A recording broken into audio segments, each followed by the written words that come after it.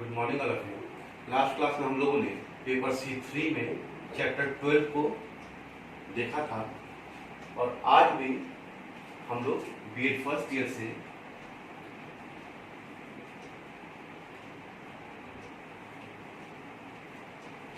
Paper C3 को ही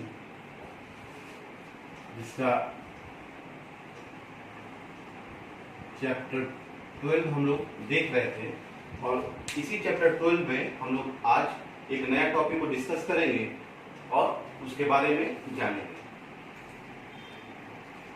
तो आज का हमारा जो टॉपिक है जिसके हम लोग डिस्कस करेंगे वो है कि कक्षा कक्ष वातावरण का प्रभाव, यानी कि कक्षा कक्ष वातावरण का प्रभाव यानी कि इफेक्ट्स ऑफ क्लासरूम एनवायरनमेंट।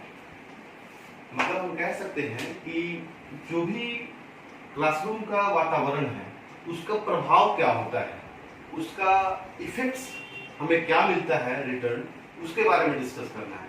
तो उसके अंतर्गत हम लोग दो तीन पॉइंट्स को डिस्कस करेंगे जो इस प्रकार है। जैसे पहला है छात्र मैत्रीपूर्ण एवं दोस्ताना वातावरण, यानी कि स्टूडेंट्स फ्रेंडली इन्वायरमेंट। यहाँ पे एक वर्ड आता है फ्रेंडली इन्वायरमेंट यानी कि दोस्ताना वातावरण। तो यहाँ पे किसके बीच में है? छात्र मैत्रीपूर्ण एवं दोस्ताना वातावरण।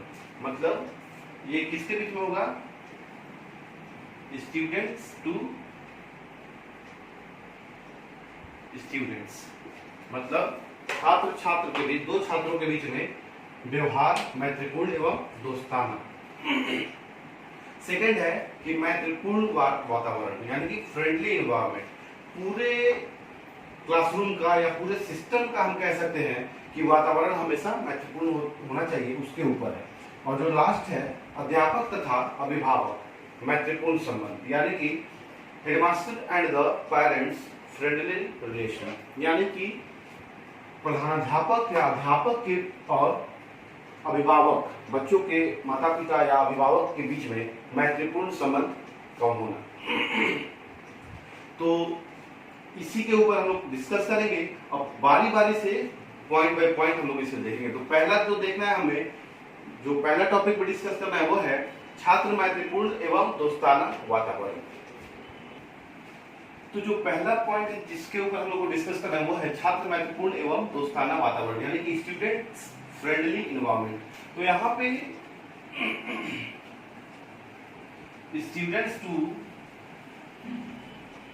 स्टूडेंट्स तो फ्रेंडली इन्वायरमेंट होना ही चाहिए, साथ ही साथ स्टूडेंट टू टीचर, हम कह सकते हैं टीचर या हेडमास्टर का भी रिलेशन फ्रेंडली होना चाहिए।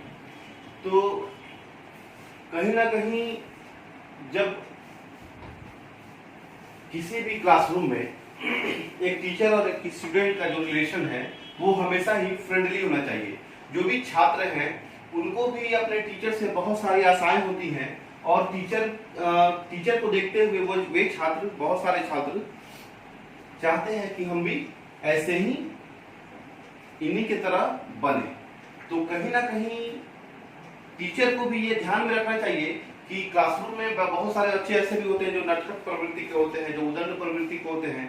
तो उन सारे बातों को नजरअंदाज करके टीचर को हमेशा छात्रों से संपर्क साथ में रखना चाहिए और स्पेशली उन छात्रों से जो कि थोड़ा सा क्लासरूम में एक्टिव हो, या हम कह सकते हैं जो स्काउट हो या मॉनिटर हो या स्पोर्ट्स स्टूडेंट्स हो, उन सब छात्रों से टीचर को संबंध स्थापित रखना आवश्यक हो जाता है। तो छात्र मैत्रीपूर्ण एवं दोस्ताना वातावरण का प्रभाव क्लासरूम में बहुत ही अधिक पड़ता है, क्योंकि अगर फ्रेंडली इन्वायरमेंट होगा छात्र और शिक्षक के बीच या छात्र छात्र के बीच, तो वहाँ का माहौल बहुत ही खुशनुमा होगा। और जब खुशनुमा माहौल होगा तो पढ़ाई लिखाई करने का भी मन करेगा और टीचर को भी पढ़ाने का मन करेगा और बच्चों को भी पढ़ने का मन करेगा। चूंकि क्लासरूम की अगर बात हो रही है कि क्लासरूम वातावरण का प्रभाव, कक्ष वातावरण का प्रभाव, तो क्लासरूम में एक अध्यापक बच्चों के पिता के समान है या बड़े भाई के समान है, जो सारे बच्चों से बिना स्वार्थ के प्रेम भाव रखता है। तो छात्र से संपर्क रखने के लिए निम्नलिखित उपाय हैं जो अध्यापकों को करना चाहिए। ये कुछ सामान्य बिंदुएं हैं जिससे कि एक अध्यापक अपने शिक्षार्थियों से अधिकाधिक संपर्क साधने में मददगार साबित कर सकता है। जो पहला है वो है कि कक्षा अध्यापन के समय में, यानी कि जब क्लासरूम में टीचर पढ़ा रहा है तो उस समय ज्यादा से ज्यादा स्टूडेंट से इंटरेक्शन करने में उसे आसानी होगी और ज्यादा से ज्यादा बच्चों से अपना संवाद स्थापित कर सकता है और बच्चों का भी जो भी डिफिकल्टीज होगा उसे पूरा करने में मदद ले सकता है। तो कहीं ना कहीं कक्षा अध्यापन के समय में अध्यापक और बच्चों के बीच, अध्यापक और छात्रों के बीच वार्तालाप ज्यादा किया जा सकता है। उसके बाद है छात्र संसद की सभाओं में सम्मिलित होकर। जब भी विद्यालय में छात्र संसद का सभा अगर आयोजन होता है, ये छात्र संसद का सभा का आयोजन होता है, तो एक टीचर को चाहिए कि वह टीचर उस छात्र सभा में सम्मिलित हो। क्योंकि जब छात्र सभा में टीचर सम्मिलित होगा तो ज्यादा से ज्यादा बच्चों को जानने पहचानने में उसे मदद मिलेगी। उसके बाद है कि भ्रमण यात्राओं का आयोजन करके। क्योंकि भ्रमण यात्रा सिर्फ एक पिकनिक ट्रिप नहीं है, भ्रमण यात्रा एजुकेशनल ट्रिप होता है और भ्रमण यात्रा में जब टीचर और बच्चे एक साथ कहीं भी भ्रमण करते हैं तो उनके बीच की जो दूरियां होती है वो कम हो जाती हैं और बहुत ही फ्रेंडली बिहेवियर में दोनों अपने आप को कंफर्ट जोन में डाल पाते हैं। तो भ्रमण यात्राओं का आयोजन करके भी अध्यापक बच्चों के नजदीक आ सकता है। उसके बाद है पाठ्यक्रम सहगामी क्रियाओं में समय उपस्थित होकर। जब भी क्लासरूम में पाठ्यक्रम सहगामी क्रिया स्टार्ट हो रहा है उस समय एक टीचर को चाहिए कि उसमें उपस्थित हो जाए और बच्चों के बीच रहे। उसके बाद है छात्र प्रतिनिधियों के माध्यम के द्वारा भी टीचर बच्चों तक पहुंच सकता है, अपना पहुंच बना सकता है और बच्चों के बारे में ज्यादा से ज्यादा जानकारी प्राप्त कर सकता है। उसके बाद है अध्यापकों के माध्यम द्वारा। बहुत बार ऐसा भी होता है कि एक टीचर अपने दूसरे साथी टीचर के द्वारा किसी बच्चे के बारे में जानता है और उनके मीडिएट के द्वारा ही उन दोनों टीचर और स्टूडेंट्स के बीच एक फ्रेंडली रिलेशन बन पाता है। और लास्ट है कक्षा मॉनिटर के द्वारा। क्योंकि क्लासरूम का जो मॉनिटर होता है वो क्लासरूम का हेड होता है और बच्चों का हेड होता है। तो जब टीचर क्लासरूम के मॉनिटर के संपर्क में रहता है तो और भी बच्चों के बारे में वो मॉनिटर के द्वारा जान पाता है। अब जो इस प्रकार से छात्र महत्वपूर्ण एवं दोस्ताना वातावरण का जो भी टॉपिक है हम लोग डिस्कस कर लिए। अब सेकेंड टॉपिक की तरफ चलेंगे और देखेंगे जो कक्षा वातावरण का प्रभाव में जो सेकेंड टॉपिक है वो है मैत्रीपूर्ण वातावरण, यानी कि फ्रेंडली इन्वायरमेंट। और फ्रेंडली इन्वायरमेंट से तात्पर्य है कि जब भी फ्रेंडली इन्वायरमेंट या मैत्रीपूर्ण वातावरण तभी स्थापित विद्यालय में हो सकता है जबकि टीचर या नॉन टीचिंग स्टाफ का व्यवहार कैसा हो, व्यवहार मित्रवत हो, यानी कि दोस्ताना व्यवहार हो। टीचर हो या नॉन टीचिंग स्टाफ हो, उनका दोस्ताना व्यवहार किससे हो? स्टूडेंट्स, ऑल स्टूडेंट्स, सारे बच्चों से जब टीचर और नॉन टीचिंग स्टाफ का व्यवहार मित्रवत हो जाएगा तो जाहिर सी बात है कि विद्यालय में एक मैत्रीपूर्ण वातावरण का निर्माण बहुत ही अच्छे तरीके से हो पाएगा। मैत्रीपूर्ण वातावरण के निर्माण से तात्पर्य है कि ये ऐसे वातावरण का निर्माण इसलिए भी आवश्यक है ताकि उस विद्यालय का जो परिवेश है, उस विद्यालय का जो माहौल है, उस विद्यालय में जो भी बाहर से लोग देखें या भीतर के बच्चे देखें तो उन्हें बहुत ही कंफर्ट लगे कि यहाँ का इन्वायरमेंट बहुत ही फ्रेंडली है। ऐसा नहीं कि टीचर या नॉन टीचिंग स्टाफ बहुत रूड हो और बच्चों से अच्छे से मित्रवत रूप से व्यवहार ना करे, तो इससे क्या होगा, कहीं ना कहीं विद्यालय का जो एडवर्टाइज है वो गलत इंपैक्ट डालेगा। तो इस प्रकार मैत्रीपूर्ण वातावरण से मतलब है कि टीचर या नॉन टीचिंग स्टाफ का व्यवहार हमेशा मित्रवत होना चाहिए। किसके लिए? ऑल स्टूडेंट्स के लिए, सारे विद्यार्थियों के लिए। तब विद्यालय में ऑटोमेटिक एक मित्रवत वातावरण, फ्रेंडली एनवायरनमेंट का निर्माण हो जाएगा। अब जो लास्ट टॉपिक है कक्षा वातावरण का प्रभाव में, उसे हम देखेंगे। जो लास्ट टॉपिक है वो है अध्यापक तथा अभिभावक मैत्रीपूर्ण संबंध, यानी कि headmaster and the parents friendly environment. तो हम कह सकते हैं कि सिर्फ टीचर और स्टूडेंट से ही विद्यालय सुचारू रूप से नहीं चलता है। टीचर और स्टूडेंट्स के साथ ये आवश्यक है कि उस विद्यालय परिवार में बच्चों के अभिभावकों को भी जोड़ा जाए, बच्चों के अभिभावकों को भी सम्मिलित किया जाए। तो अभिभावकों को सम्मिलित करने से तात्पर्य है, अगर अभिभावक विद्यालय से भी जुड़ेंगे तो बच्चों के ऊपर ज्यादा फोकस करेंगे और बच्चे को जो एम दिया गया है या बच्चों को जहां तक पहुंचाना है वहां तक पहुंचाने में मददगार साबित होगा। और उसी अनुसार हम देखते हैं कि बहुत सारे अभिभावक ऐसे भी होते हैं जो विद्यालय से ज्यादा मतलब नहीं रखते, वो बस बच्चों का एडमिशन करा देते हैं और समय समय पे फीस भर दिया करेंगे और विद्यालय में बच्चों के साथ क्या हो रहा है या बच्चों को किस प्रकार की कठिनाई है या बच्चों को किस चीज की मदद है, तो उसके लिए कुछ अभिभावक हैं जो थोड़ा सा भी ध्यान नहीं देते।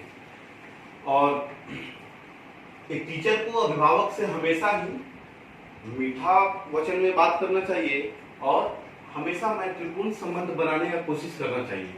लेकिन बहुत बार ऐसा भी होता है कि कुछ अध्यापक ऐसे भी होते हैं जो मैत्रीपूर्ण संबंध स्थापित नहीं होने देना चाहते। तो उस परिस्थिति में ऐसा होता है कि पूरे अध्यापक समूह को और अभिभावकों को आपस में बैठ के एक अच्छे तरीके से सहानुभूति के साथ उनको समझाया जाता है ताकि वे भी विद्यालय परिवार से जुड़ सकें। हम लोग देखेंगे इसमें कि एक अध्यापक को अभिभावकों से संपर्क करने के लिए कौन कौन से कार्य को किया जा सकता है, कौन कौन से कार्य को कर सकते हैं। क्योंकि समय समय पे अभिभावकों का विद्यालय में आना और समय समय पे अभिभावकों का विद्यालय परिवार में किसी काम को पूरा करना भी आवश्यक पड़ता है। तो हम देखेंगे कि अध्यापक को अभिभावकों से संपर्क करने के लिए कौन कौन से काम को किया जाता है। तो यहाँ हम देखेंगे कि अध्यापकों से और अभिभावकों से संपर्क को कैसे स्थापित किया जा सकता है, यानी कि अध्यापक द्वारा अभिभावकों से संपर्क स्थापित करने के कुछ उपाय हैं जो इस प्रकार हैं। जो पहला है वो है छात्र प्रवेश के समय अभिभावक को बुलाकर अभिभावकों से मिला जा सकता है, यानी कि at the time of admission उस समय अभिभावकों से मिला जा सकता है। दूसरा है अभिभावक शिक्षक संघ द्वारा, यानी कि अभिभावकों का एक संघ बना हो और शिक्षक को जब भी मन करे उस संघ का मीटिंग करने का तो सारे अभिभावकों को बुला के मीटिंग किया जा सकता है।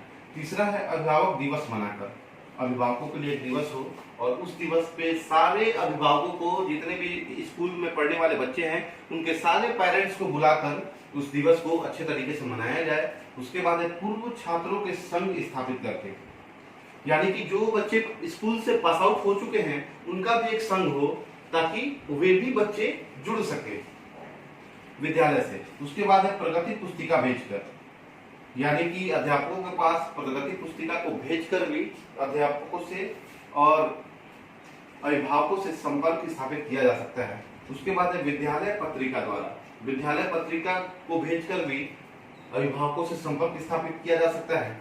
उसके बाद है विद्यालयों के उत्सवों में अभिभावकों को बुलाकर, विद्यालयों के उत्सव से तात्पर्य है जैसे विद्यालय में कोई भी किसी भी प्रकार का बड़े लेवल पे अगर कंपटीशन प्रोग्राम हो, जैसे खेलकूद प्रतियोगिता हुआ, नृत्य प्रतियोगिता हुआ, संगीत प्रतियोगिता हुआ या विद्यालय दिवस हुआ, तो इन सारे उत्सवों में अभिभावकों को स्पेशली बुलाकर उनसे संपर्क स्थापित किया जा सकता है।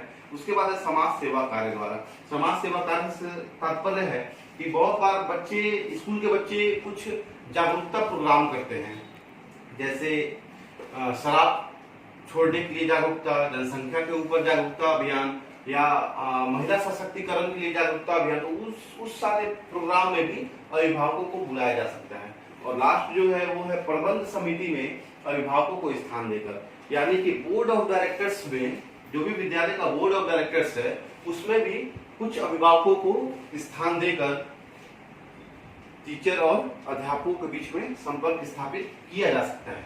तो इस प्रकार से हम लोगों ने देखा कि कक्षा स्वच्छ वातावरण का प्रभाव से क्या तात्पर्य है, यानी कि इफेक्ट्स ऑफ क्लासरूम इन्वायरमेंट, और इसके भीतर जो भी पॉइंट्स थे उन सारे पॉइंट्स को हम लोगों ने डिस्कस किया। अब आगे का जो भी होगा वो हम लोग नेक्स्ट क्लास में देखेंगे। Thank you.